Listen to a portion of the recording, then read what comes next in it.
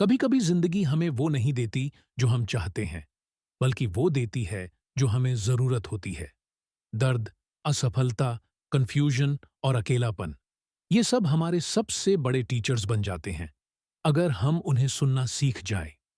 ये वीडियो एक ऐसी किताब की कहानी है जो आपको सिखाएगी कि कैसे अननेसेसरी थिंग्स की परवाह करना छोड़ें और अपनी एनर्जी उन बातों पर लगाएं जो वाकई मैटर करती हैं। ये है the subtle art of not giving a fuck. लेखक मार्क मैनसन। अब चलिए इस जिंदगी बदल देने वाली यात्रा की शुरुआत करते हैं, एक गहराई में उतरने वाली कहानी के साथ। एक अच्छा जीवन जीने के लिए हमें हर बात की परवाह करने की जरूरत नहीं होती, बल्कि हमें यह तय करना होता है कि किस बात की परवाह करनी है और किसे छोड़ देना है। मार्क मैनसन की ये किताब एक बहुत ही सिंपल लेकिन गहराई से भरी बात कहती है, हर किसी बात का महत्व नहीं होता, और जीवन का सबसे बड़ा स्ट्रगल यही है कि हम ये तय कर सकें कि पॉइंट बनाना किस स्ट्रगल को अपनाना है और किसे नहीं। चैप्टर 1, कोशिश मत करो, डोंट ट्राई। इस अध्याय की शुरुआत एक बहुत गहरे विचार से होती है। अधिक पॉजिटिव एक्सपीरियंस की इच्छा अपने आप में एक नेगेटिव एक्सपीरियंस है, लेकिन अपने नेगेटिव एक्सपीरियंस को स्वीकार करना ही असली पॉजिटिव एक्सपीरियंस बन जाता है। हर समय हैप्पी रहने की कोशिश, सफल बनने की दौड़, ये सब हमें यही बताते हैं कि जो मैं अभी हूं वो काफी नहीं है। और जब हम ये सोचते हैं कि हम काफी नहीं हैं, तो हम हमेशा अनहैप्पी, रेस्टलेस और एंग्शियस महसूस करते हैं। असल बात यह है कि हैप्पीनेस पीछा करने से नहीं, एक्सेप्टेंस से मिलती है।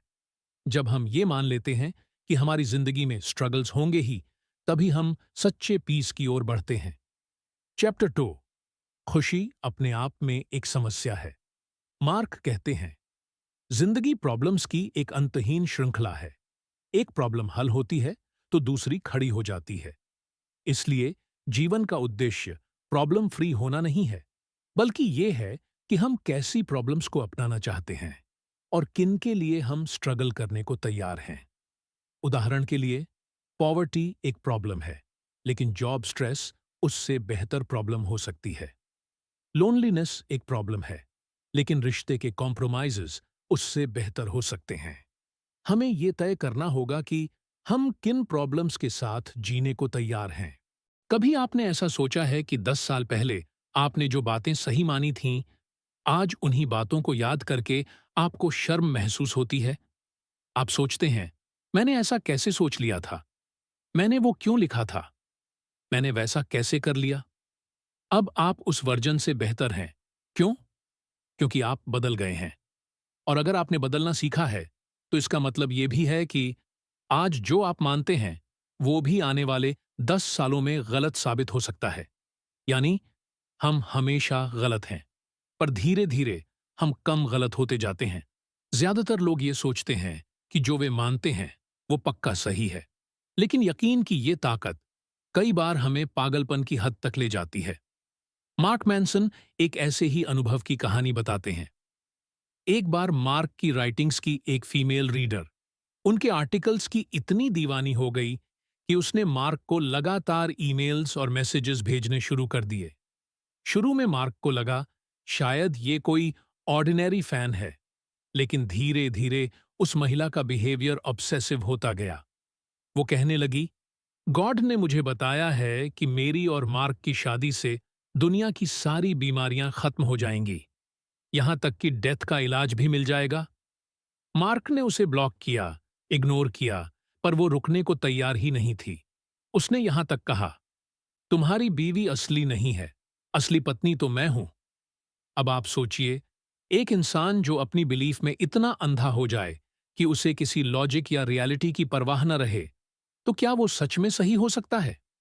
मार्क यही बताना चाहते हैं कि एब्सोल्यूट सर्टेनिटी, यानी पक्का यकीन, सबसे खतरनाक चीज होती है। अब थोड़ा साइंस की ओर चलते हैं। रिसर्च बताती है कि हमारे बिलीफ्स यानी विश्वासों की जड़ें अक्सर रैंडम होती हैं।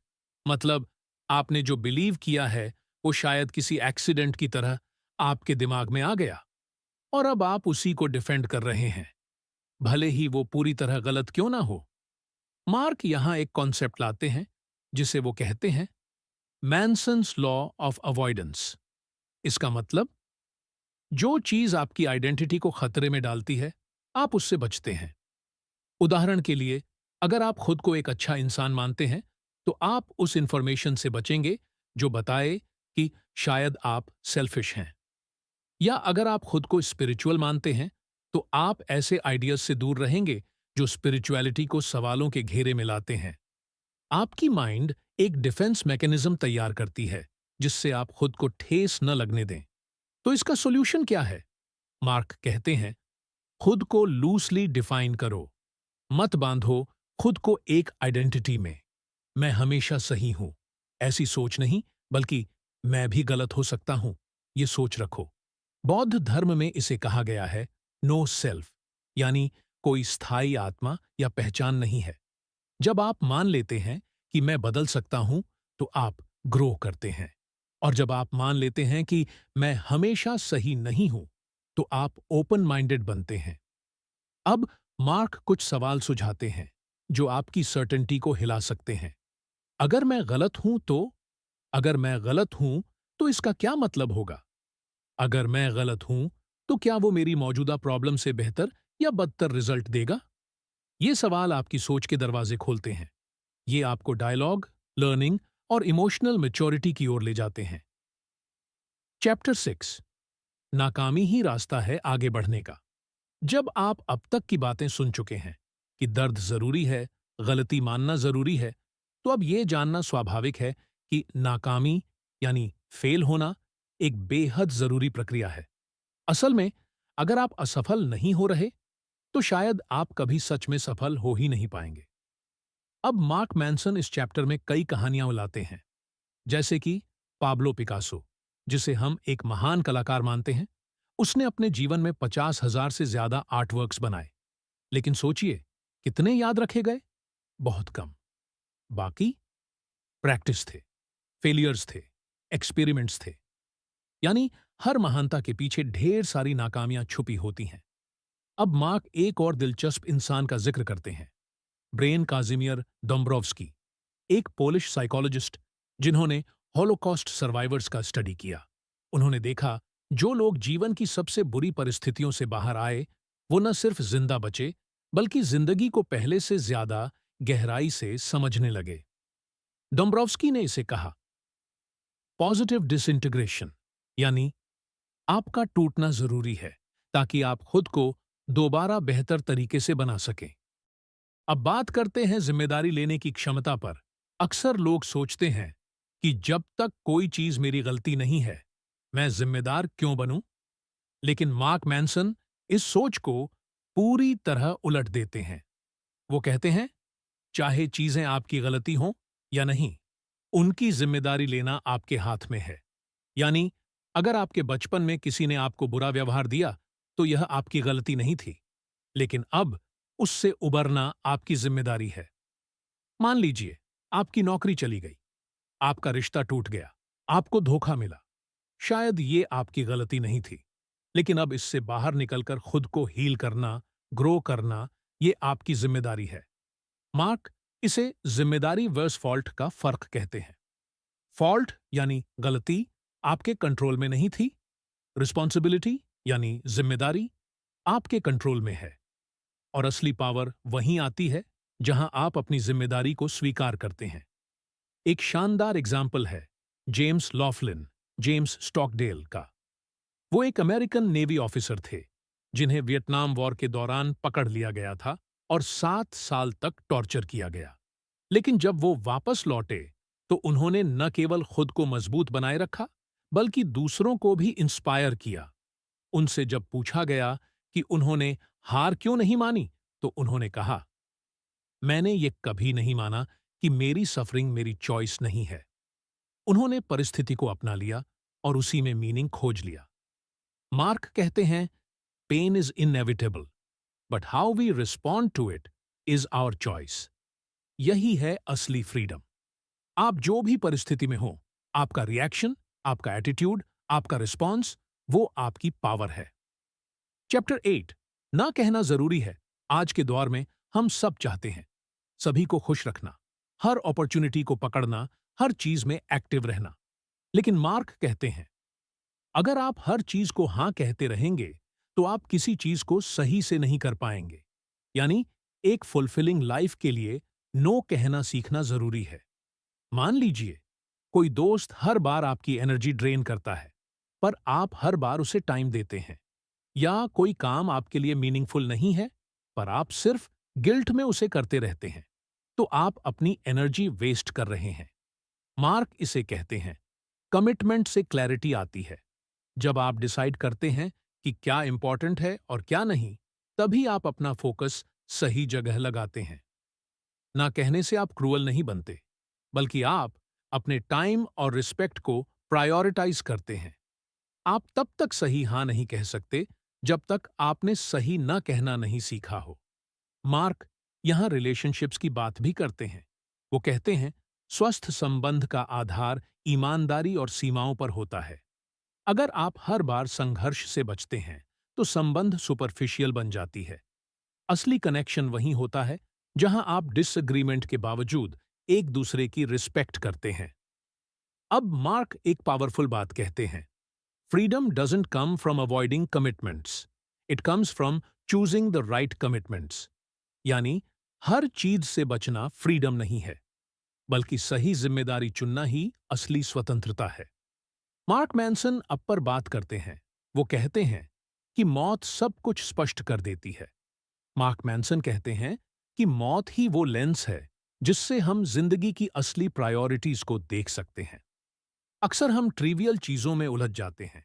किसने क्या कहा, सोशल मीडिया पर कौन क्या कर रहा है, या हमारी छोटी छोटी असफलताएं।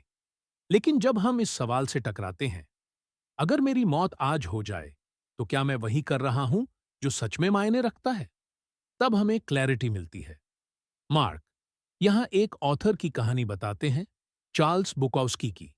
वो एक अल्कोहलिक, असफल, बेरोजगार इंसान थे जो पूरी जिंदगी रिजेक्शन झेलते रहे। लेकिन 50 साल की उम्र में एक छोटी सी पब्लिकेशन ने उन्हें मौका दिया, और तब उन्होंने अपने पहले नॉवल के पहले पेज पर लिखा डोंट ट्राई, यानी बहुत ज्यादा कोशिश मत करो। मार्क ने एक और का किस्सा साझा किया, अपने एक दोस्त का जिसका अचानक एक्सीडेंट में देहांत हो गया। उसके बाद मार्क ने अपनी पूरी जिंदगी एक नए नजरिए से देखना शुरू किया। हर निर्णय से पहले वो खुद से पूछते थे, अगर आज मेरी आखिरी सुबह होती तो क्या मैं यही करना चाहता? ये सवाल आपके लिए भी एक कंपास बन सकता है। अब तक की सबसे बड़ी सीख क्या है? अगर इस पूरी किताब को एक लाइन में कहा जाए, जिंदगी में हर चीज की परवाह मत करो, बस उन्हीं चीजों की परवाह करो जो सच में मायने रखती हैं। हर दर्द से भागो मत, उसे चुनो जो आपको ग्रो करे। हर किसी को खुश करने की कोशिश मत करो, खुद से ईमानदार रहो। हर चीज को सही मानने के बजाय गलती मानने की हिम्मत रखो, और सबसे बढ़कर अपनी मौत की सच्चाई को गले लगाओ ताकि जिंदगी को पूरी इंटेंसिटी से जी सको। मार्क कहते हैं you can't be an important and life changing presence for some people without also being a joke and an embarrassment to others. You just have to decide who's worth giving a AFCA about. यानी अगर आप कुछ लोगों के लिए life changing बनना चाहते हैं, तो कुछ और लोगों के लिए आप मजाक भी बनेंगे। आपको बस ये डिसाइड करना है किसकी परवाह करनी है। जिंदगी हमेशा हमें वही नहीं देती जो हम मांगते हैं, लेकिन अगर हम सीख जाएं कि किसे असल में अहमियत देनी है, तो हर अनुभव एक तोहफा बन जाता है। मार्क मैनसन की ये किताब सिर्फ एक विचार नहीं, बल्कि एक दृष्टिकोण है, जिंदगी को देखने का, खुद को समझने का, और बेवजह की चीजों को छोड़कर असल मायनों की ओर बढ़ने का। अगर आपने ये पूरी यात्रा हमारे साथ तय की, तो यकीन मानिए आपने अपनी सोच को एक नई दिशा दी है। और अब सवाल सिर्फ ये है, क्या आप वाकई वो इंसान बनेंगे जो बेवजह बातों की परवाह करना छोड़ चुका है? अगर हां, तो आप इस दुनिया में पहले से कहीं ज्यादा जिंदा हैं। अगर आपको ये वीडियो पसंद आया हो तो इसे लाइक जरूर करें, अपने दोस्तों और परिवार के साथ शेयर करें, और ऐसे ही गहराई से सोचने वाले विचारों के लिए हमारे channel mind fuel motivate your mind को सब्सक्राइब करना मत भूलिए। आपका साथ ही हमारी सबसे बड़ी ताकत है। मिलते हैं अगली वीडियो में। तब तक के लिए खुद से सच्चे रहिए और बेफिजूल चीजों की परवाह करना बंद कर दीजिए।